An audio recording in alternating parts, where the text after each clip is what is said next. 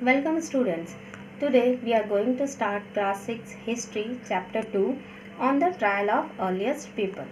Before starting the chapter, a short story of Tushar's journey was given in the box. He travelled Delhi to Chennai by train for his cousin's wedding. His uncle told him that first train was moved about 150 years ago. Tushar wondered and asked that when people couldn't travel quickly, then how they moved from one place to another? Did they spend their entire life wherever they were born? Let's find the answer. How people were moved in ancient time. You know about hunter-gatherers. As they hunted animals and gathered food from one place to another. Four reasons are given here. First is, as resources of one place has eaten up by them, they have to move in search of food. Second, animals also move in search of their prey or grass or leaves, and to follow them, humans also have to move to hunt them. Third, people also move season-wise in the search of different kinds of plants. Fourth is, as rivers dried up, they move in search of water to different areas.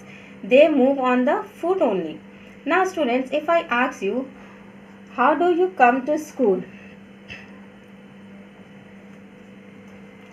The answer may be differ. Some uses buses, some auto rickshaws, some have bicycle or motorcycle, and some on foot. Depend upon their distance from the home to school. How do we know about these people? These people means hunter-gatherers. Archaeologists found evidences of hunter-gatherers and evidence like bone of animals or stone tools which they used to chop food or hunt animals, and many more. How they choose place to live in. They choose place according to their requirement. As they lived near rivers and lakes, places where good quality of stone was found, and these places where stone found and tools were made are called factory sites. And sometimes people live in these factory sites for a long period of time, and it is called habitation cum factory sites. Next is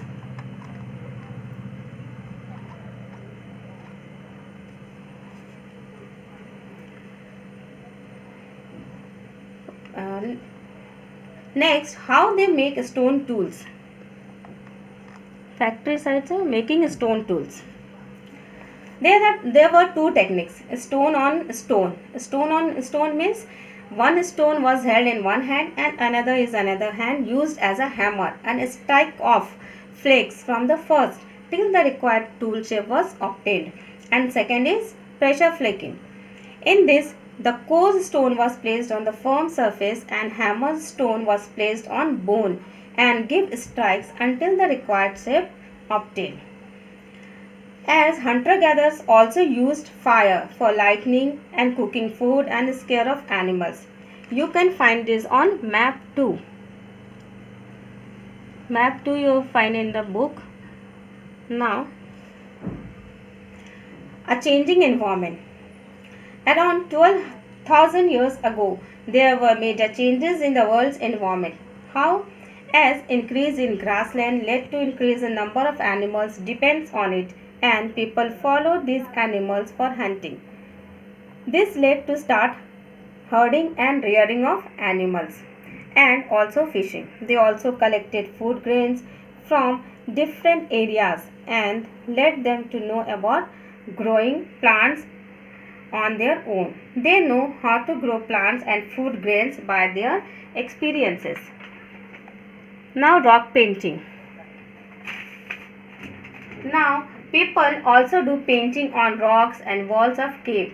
As you will see cave painting of Bhimbetka in Madhya Pradesh and also in Uttar Pradesh and in Vindhyas and Deccan Plateau. As we know about that people hunted animals, they also do painting and know to grow plants, make stone food gathered. But who did these work do? These works either done by men or women. Some tasks were done by men, some by women, and some they did together. We are not confirmed about it. There are many archaeological sites. One is Paleolithic site. Paleolithic means that the old Stone Age, where tools and different activities were found.